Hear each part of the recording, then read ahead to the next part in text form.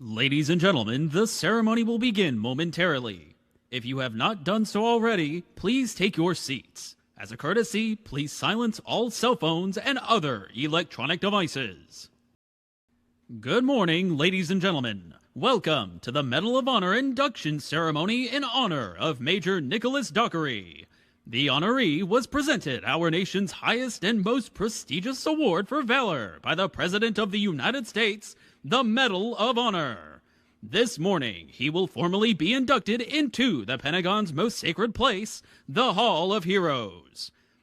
Our hosts for today's ceremony are the Secretary of War, the Honorable Pete Hegseth, the Undersecretary of the Army, the Honorable Mike Obadal, the Vice Chief of Staff of the Army, General Christopher Leneve, and Sergeant Major of the Army, Michael Weimer. Ladies and gentlemen, please stand for the singing of our national anthem by Staff Sergeant Caitlin Withers and the invocation delivered by Chaplain Jack Stummy.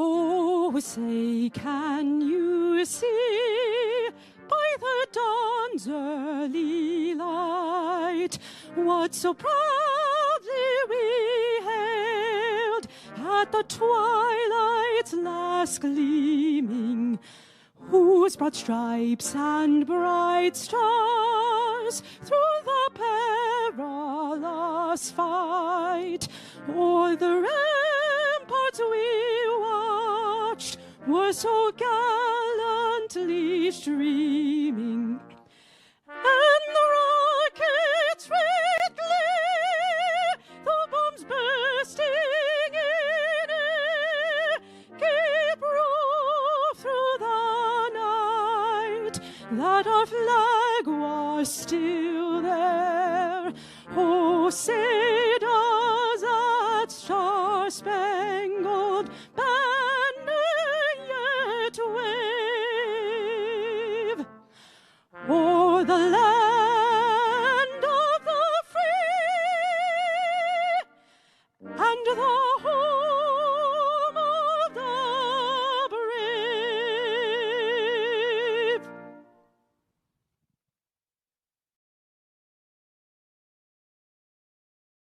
I invite you to pray with me. Almighty God, you are the author of liberty and the source of all true courage. We gather today to thank you, acknowledging that every noble act of bravery originates with you. Today we honor the selfless service of Major Dockery. Surrounded by the enemy, he refused to yield. We thank you for the strength he showed that day, stepping into the chaos and leading so that others might live. Father, as he takes his place among those who wear the Medal of Honor, we recognize that this honor represents the highest standard of our armed forces. We are not the land of the free without the bravery of our service members. Please now watch over the Dockery family, protect our deployed forces and their loved ones who wait for their safe return, and give wisdom to our Commander-in-Chief and all our leaders, and keep our nation a steadfast beacon of freedom to the world. In your most holy name I pray. Amen. Please be seated.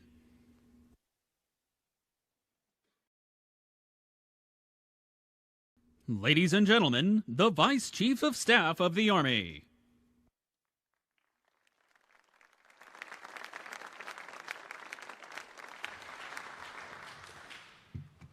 Thank you all for coming.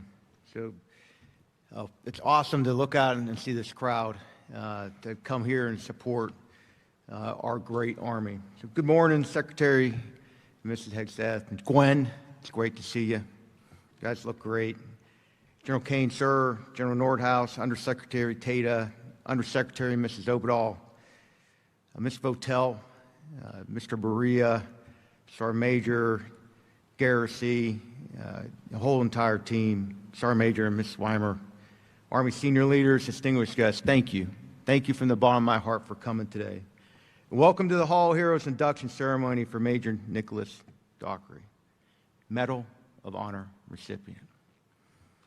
We're joined today also by three fellow Medal of Honor recipients, Sergeant Major retired Payne, Master Sergeant retired Petrie, and Captain Groberg. Can you please give them a round of applause for being here?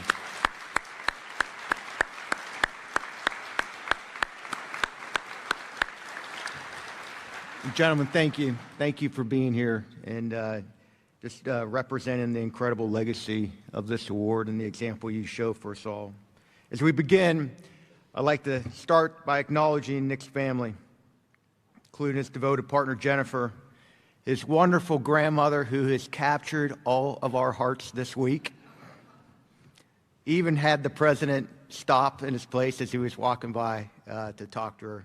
It's been awesome to get to know you, and Mary, a dear friend, Chris and his brother, and a fellow U.S. Army soldier, his brother Blake. Thanks for coming. Army families are the backbone of our service. And God bless you for your support and devotion you've shown Nick. And let's give them all a round of applause, please.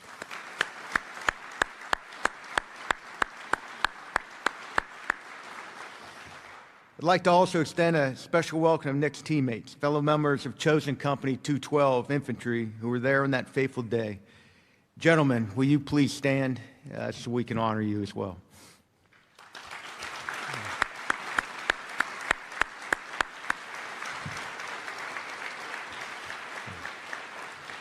I want to personally thank you, gentlemen, for actually listening to me the other night when I asked you all to stay off the blotter. I have not seen any notices, disturbances in the force. Let's keep that through the weekend, okay? God bless you all. A few of you may have noticed we're not actually at the Hall of Heroes inside the Pentagon. So what brings us here today to Comedy Hall? Well, it turns out the answer is pretty simple. When we did the math, we needed more space. Nick, it's because of you.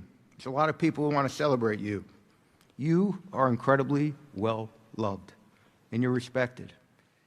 And how can you not admire you? Special Forces officer, West Point graduate. I don't hold that against you. You couldn't get accepted in the Harvard of the Southwest like I did, University of Arizona, but you went to West Point. White House fellow, presidential leadership scholar, Silver Star holder 2 times over, Military Times Soldier of the Year, General Douglas MacArthur Leadership Award winner, and then founder and chairman of the Nicholas Dockery Foundation. I could go on. That's the public stuff. I could go on a lot more. But as of last night, the highest honor that we as a nation can bestow, the Medal of Honor recipient. It's quite the list, brother. It's really no wonder you can't walk about 10 feet without someone stopping you and shaking your hand, as it should be. As the Vice, my role was to highlight the Medal of Honor citation during this ceremony. But as I do, I'm going to try something different. Medal of Honor that he is awarded was a specific time and place. But he's done so much with his life, and I'd like to weave that through this speech today. I'd like you to see who Nick is, revealed by the citation. Every young infantryman walks into their platoon in hopes that they'll rise to the occasion when the pressure's on. I remember praying that I wouldn't choke in front of my men and that I'd do what I needed to earn their trust and respect. And I think it's one of the things that stands out the most to me about you is you didn't have a chance to build trust through a deliberate train-up. You arrived at Fort Carson and met an experienced platoon downrange. It's a tough environment for a young lieutenant, for even the most proficient of them that comes right out of the schoolhouse.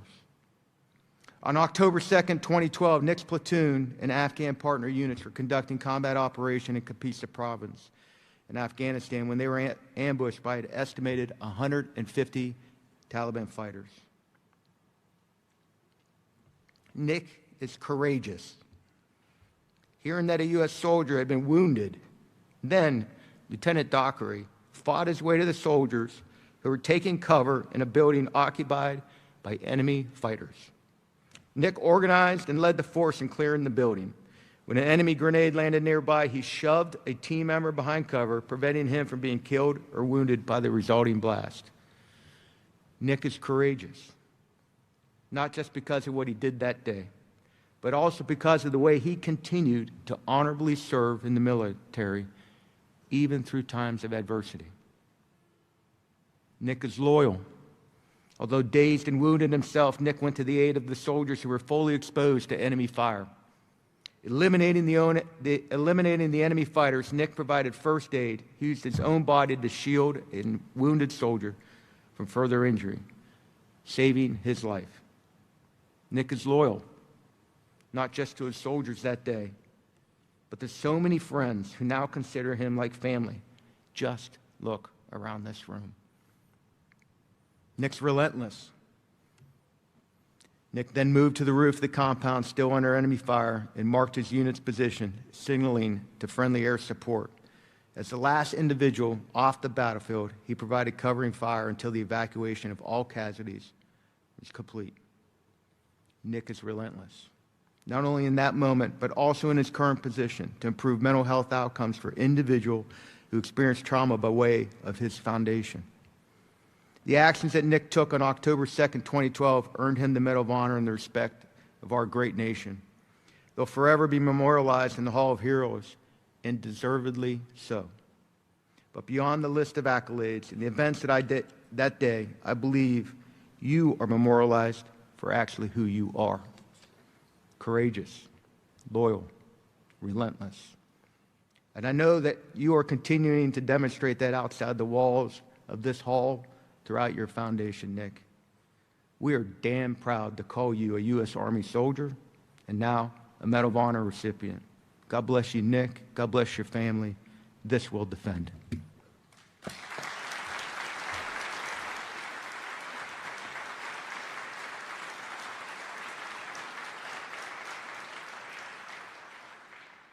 Ladies and gentlemen, the Undersecretary of the Army.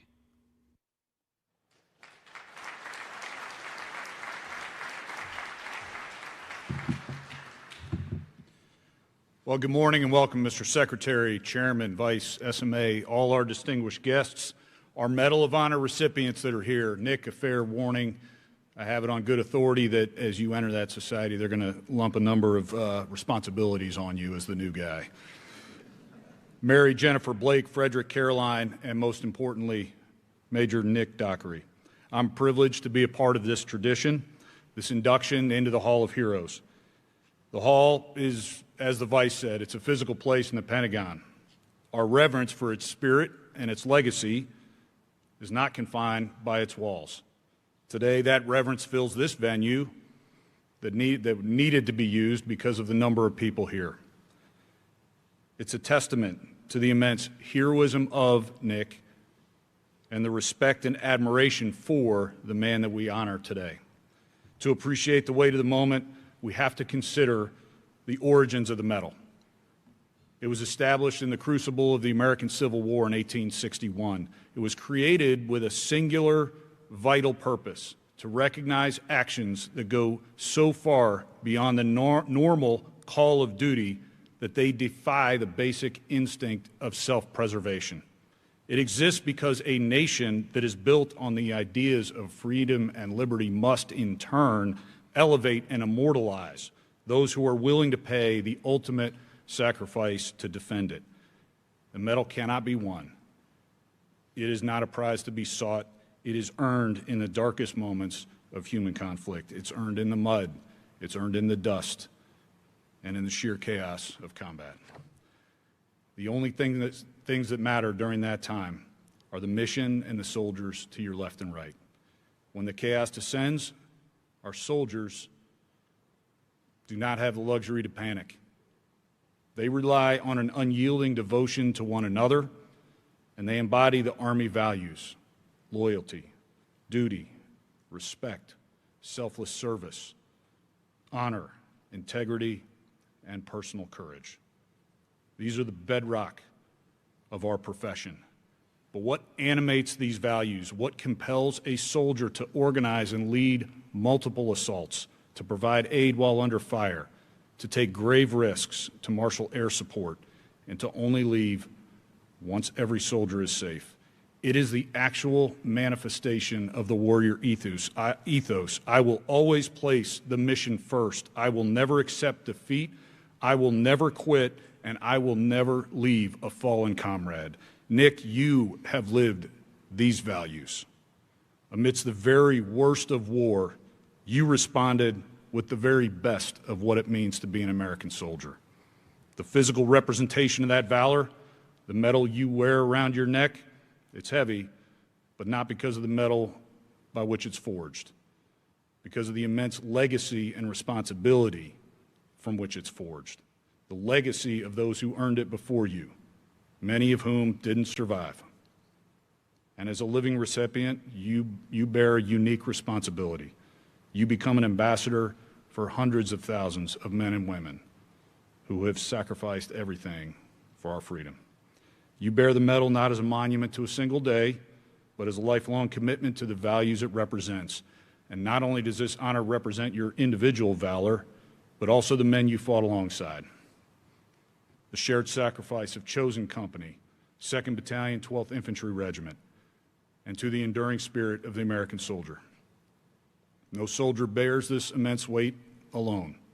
Mary, Jennifer, Blake, Frederick, Caroline, thank you.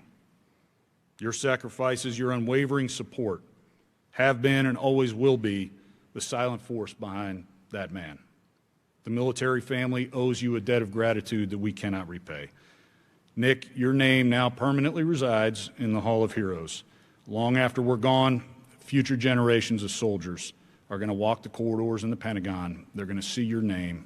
They're going to read about your actions and your legacy. They'll understand your courage and your place in the lineage of American valor. We, the Army, are incredibly proud of you. We are honored to serve alongside you. Nick, may God bless you. God bless all our men and women in harm's way, and God bless the United States of America. This we will defend.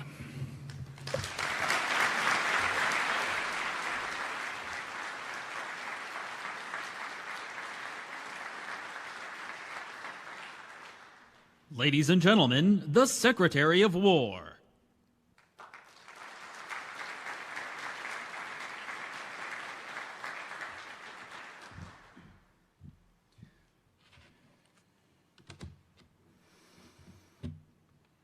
Well, good morning. Do you remember what you were doing on October 2nd, 2012? Of course you don't. He does. A few of you do. It was a Tuesday. Maybe you dropped off the kids at school, picked up some groceries, watched a baseball game. We live in a nation of such comforts because of the 1% who offer to go into harm's way, who understand the power of that date in this room. They exchange a civilian life for a foxhole or maybe a faraway ship, or perhaps the rugged mountains of Afghanistan 7,000 miles from here. And in that 1% are those who go above and beyond. Our Medal of Honor recipient, Major Nicholas Dockery. The stories of these Americans begin with taking an oath to the Constitution and asking for God's help. These Americans get up in the dark when others are still sleeping. They live by a creed that says, in part, I am a member of a team. I will always place the mission first. I will never accept defeat, and I will never leave a fallen comrade behind. Lieutenant Dockery was forward deployed to Afghanistan as an infantry rifle platoon leader. And by the time he'd arrived, his platoon had seen months of intense fighting. As the chief mentioned, not an easy environment to walk into. On that day, they were providing security for a meeting between U.S. and Afghan leaders. But there was a gap. The majority of their adjacent units had already left, so they were vulnerable. We know the story of what Lieutenant Dockery did. Shielded a fellow soldier from a grenade blast, rescued a sergeant and administered life-saving procedures, led reinforcements to the compound. He protected his comrades. Major Dockery, what you accomplished on that fateful October 2nd is the essence of gallantry in action. The enemy you fought there and the radical Islamists we still fight today, these are as familiar to us as light against dark. And so on that Tuesday, when most Americans were going about their regular, comfortable daily lives, Lieutenant Dockery faced an ambush that would have broken lesser souls. Outnumbered, cut off, and his comrades being hit from all sides, Dockery stood up. There wasn't time for him to think back on the texts that he had read at West Point. He just summoned the same righteous resolve that carried our forefathers from the Battle of Trenton to the beaches of Normandy. Major Dockery did not fight for glory. He fought because his soldiers needed him. Something much deeper than orders called him to action. The Medal of Honor and this ceremony for his induction into the Hall of Heroes doesn't repay what Nicholas Dockery did there. No medal could. It is given because as a nation, we have to remember, we have to honor, and we have to celebrate. What we honor, what we celebrate in any society is a reflection of what we value. And we spent a lot of time clickbaiting and rage baiting on celebrity culture and gossip, and not enough time on substance, shining a light on the men and women who do the real hard things. Today we celebrate, today we remember, and today we honor. We remember that in the darkest places on earth, Americans, brave Americans, still march forward. As we know from the Gospel of John, the light shines in the darkness, and the darkness has not overcome it. Major Dockery, you have shown us what it means to be a warrior. And for your acts of valor, your nation thanks you. You wear that medal. I have a chance now in this role to meet a handful of incredible Americans who wear that medal. But I once only knew one who was on his way to getting the medal in David Bellavia, who now is a small part of that group. And I remember looking at David and others now that wear it with sheer pride, with nothing but almost bubbling up pride, because you wear that medal on behalf of so many, on behalf of our generation. So many more that didn't do anywhere near what you did, but were a small part of that mission for the men and women to the right and to our left. And so we are proud of you. We are proud of you. We are proud of everyone who wears that medal, and may this nation hold you up as the true representatives of what it means to serve and to sacrifice on behalf of the freedoms that we love. God bless you, and God bless our great republic. Thank you very much.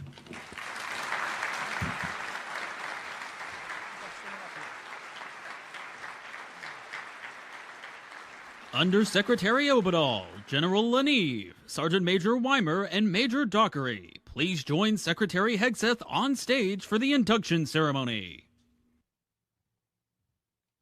Ladies and gentlemen, please remain seated during the presentations.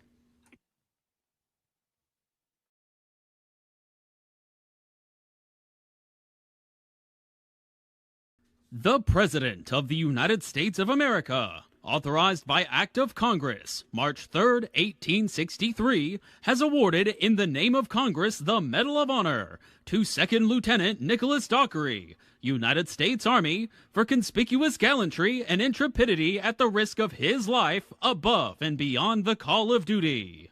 2nd Lieutenant Dockery's conspicuous gallantry, extraordinary heroism, and intrepidity at the risk of his life above and beyond the call of duty are in keeping with the highest traditions of military service and reflect great credit upon himself, his unit, and the United States Army. A framed Medal of Honor citation and photo is presented by the Undersecretary of the Army to Major Dockery.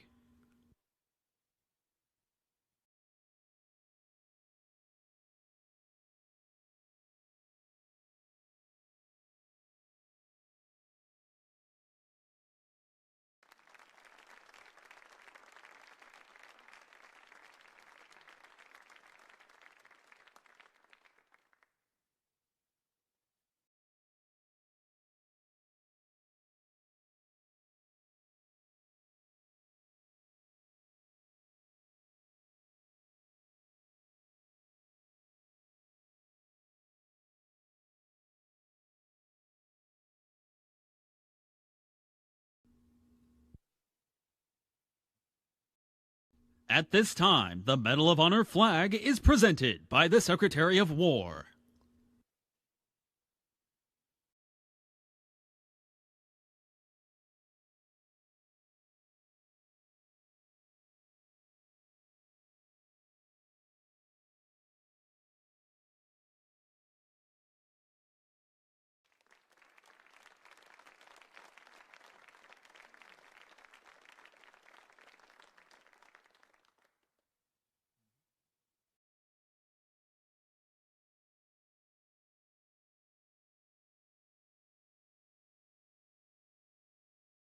The Medal of Honor plaque will now be unveiled, inducting Major Dockery into the Hall of Heroes.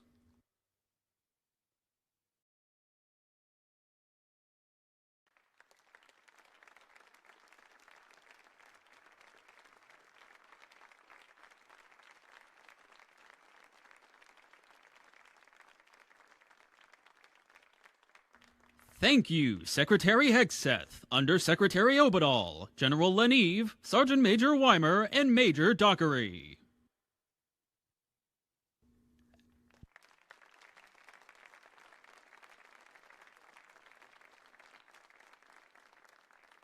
At this time, please direct your attention to the screen as a soldier unveils Major Dockery's name on the Medal of Honor Garden Wall at the National Museum of the United States Army.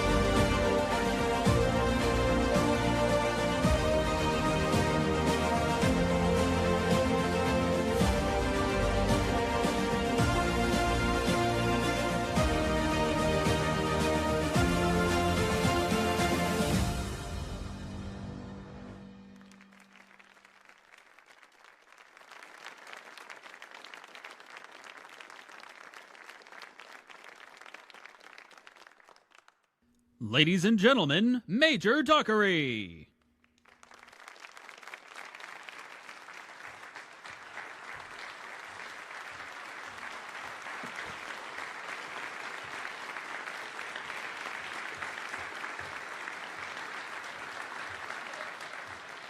Thank you. Secretary Hegseth, Secretary Obadal, General Leneve, Sergeant Major of the Army Weimer, Chairman Kane, General Nordhaus, tremendous amount of distinguished guests and titles, not just in titles, but just in life and character. To my wonderful family that is here, to the men of Chosen Company. I just look around this room. Anybody who enters this service, and I'm going to pause before I start my words here, just reflecting on what was shared with others that were on this stage. There's no way to encapsulate the way that it makes you feel to be part of this team and be part of this country. It's not all lost on me what those words mean, and to have you here. It's a lot of places you could be in life right now in this moment, but you're here, and well, thank you.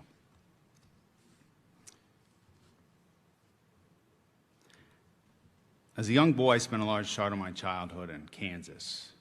If anybody's familiar with that part of the country, tornadoes are a regular part of life. And when I was 16, I remember seeing the aftermath of what a tornado can cause, specifically a place called Hoisington, Kansas. It was about 70 miles from where I was going to school at the time. You see what 200-mile-an-hour winds ripping through a small rural town, what it can do to homes, it levels them. It's the kind of wrath that only God, through nature, can unleash. And in moments, it can undo what took man decades to build. There, 1 minute is your home and your life. The next second, a town is gone.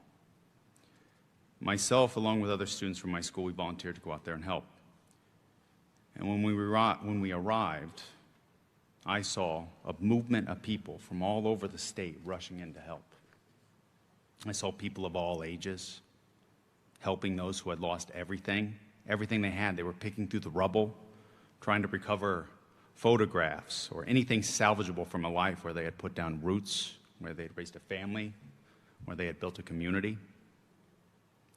And I saw firsthand what we, as one people, can do for one another during a time of crisis, how we can be there for one another, how we can answer the call and render aid and support and care for those who at that time may not be able to help themselves.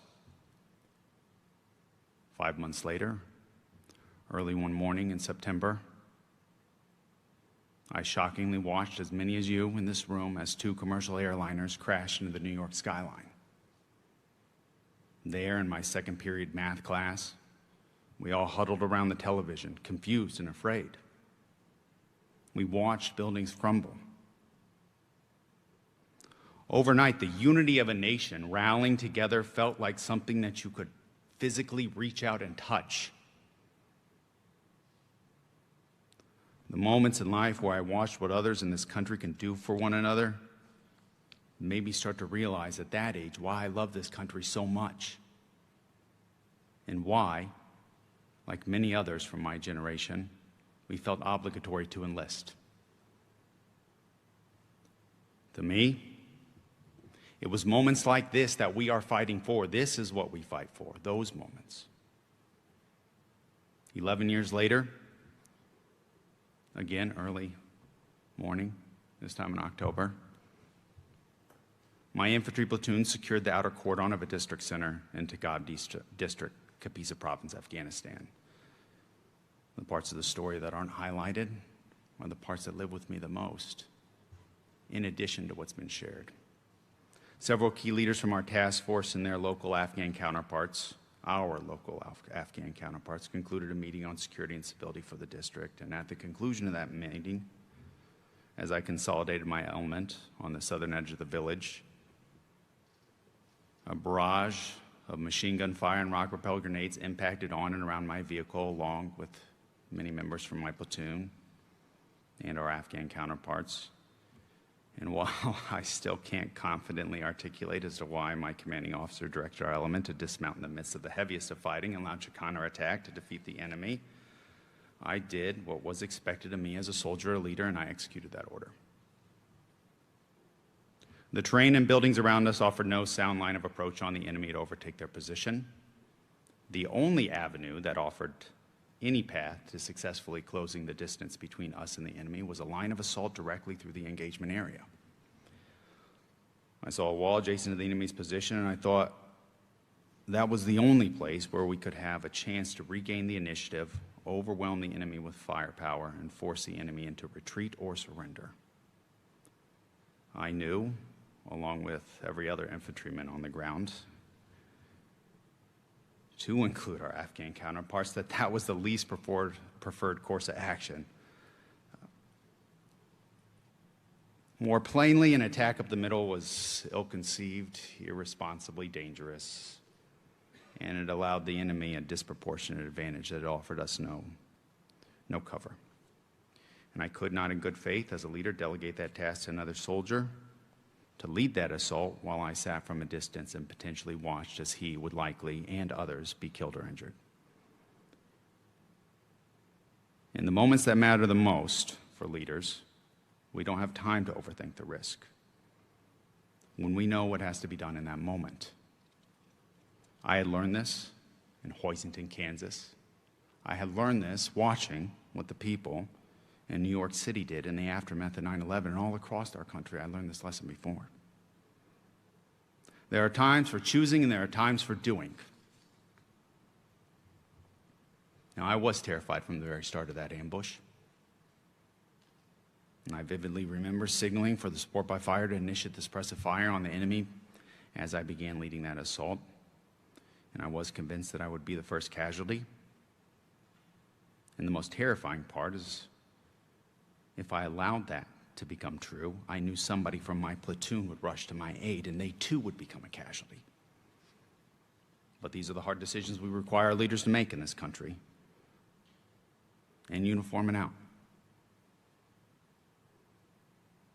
And I was terrified, but I was also confident that it was the only option that had existed in that moment. I never thought that 50 meters of berms and small open terrain could be so far. But if I think hard enough, like anybody who can remember a pivotal moment in their life, I can feel the scorching summer heat radiating off the ground in that hot Afghan sun, the moon dust kicking up with every hard footstep, my boot made impacting the ground. Anybody that knows the taste of that dust when it gets into your mouth. And the rattling from side to side of my Kevlar helmet. As I did my utmost to stay locked on the wall, and I can still feel the sweat dripping down my eyes and that salt getting in and blurring it and stinging. But I didn't stop until I slammed into that wall. And for a brief moment, once I hit the wall, I then thought the only terrifying moment that I could have is if I were to turn around and discover that I was all alone, as if nobody had followed me at all. But then I began to hear, as each member of that assaulting element, running as hard as they possibly could, slam into that wall as well. I looked back to see the totality of us together, prepared to overwhelm the enemy. And I had no idea what would lie ahead of us for the rest of that day. I had no idea what would take place in that compound. But I did know somehow we would not only overtake the enemy, but we would live through that day. And now, having repeatedly returned to combat, I've gone back to that kind of fighting time and time again. And I can tell you I've never gotten over the fear of being shot or killed. And I've never gotten over the fear that I would be responsible for the death of another soldier through my irresponsible decision-making. But I confidently do believe that fear is only crippling when there is no one there to help. And I never again felt the fear that I would ever find myself in a dire position, in a moment of darkness, in an episode of violence or crisis, and that there would be no one around me to help. Certainly not in the United States Army, and not once I returned to America. We as a nation, we've gotten really good at unifying when we feel threatened. Down at our core value, we are all the people of Hoisington. We are the people of New York City, digging through rubble, running up burning stairwells, to help people we don't know.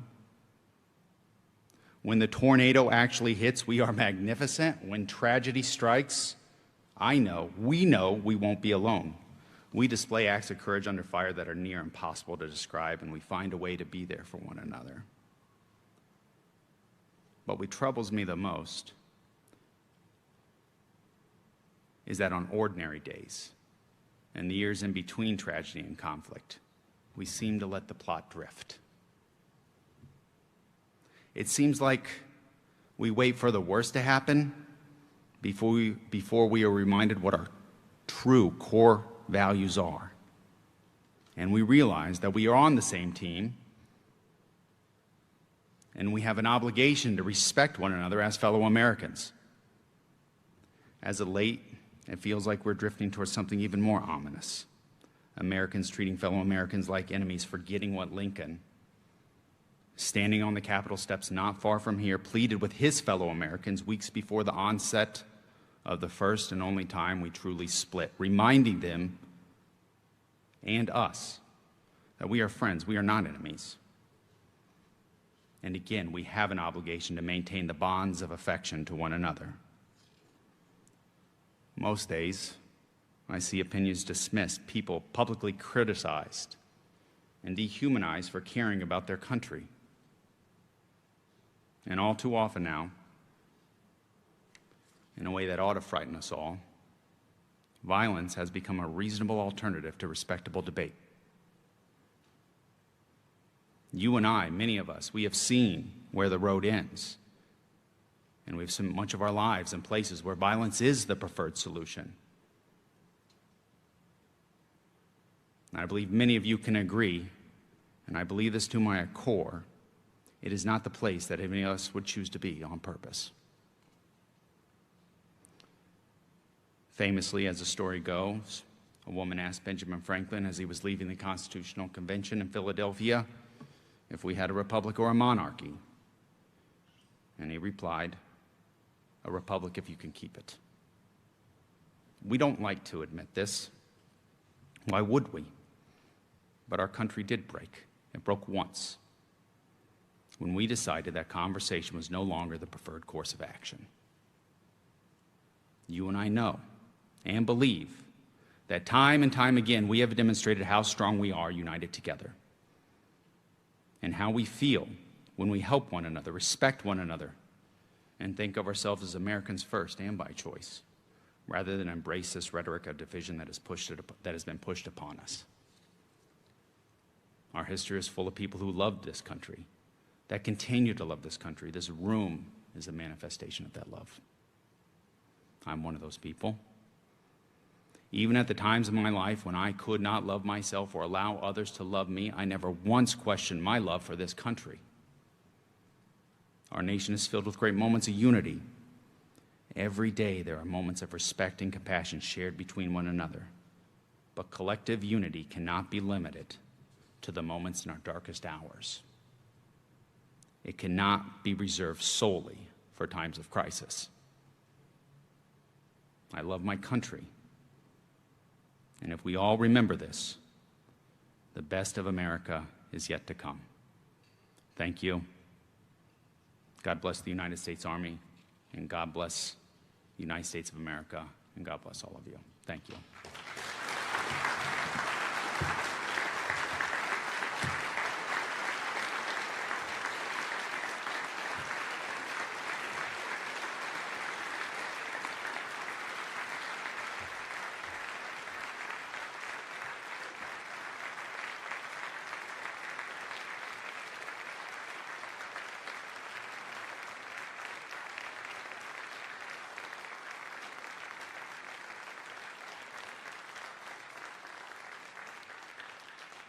Thank you, Major Dockery.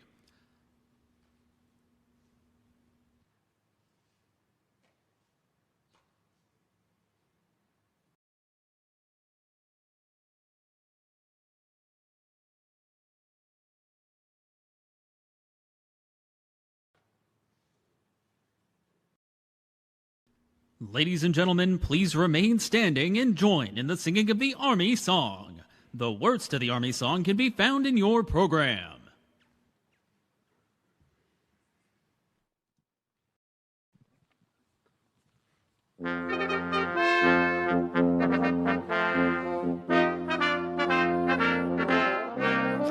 March along, sing a song with the army of the free. Count the brave, count the true, who have fought to victory. We're the army and proud of our name. We're the army and proudly proclaim. First to fight for the right and to build the nation's might, and the army goes rolling along. Proud of all we have done, fighting till the battle's won, and the army goes rolling along. Then it's hi, hi, hey, the army's on its way. Count off the cadence loud and strong, for wherever we go, you will always know that the army goes rolling along. This concludes the Medal of Honor Hall of Heroes induction ceremony. Thank you for attending.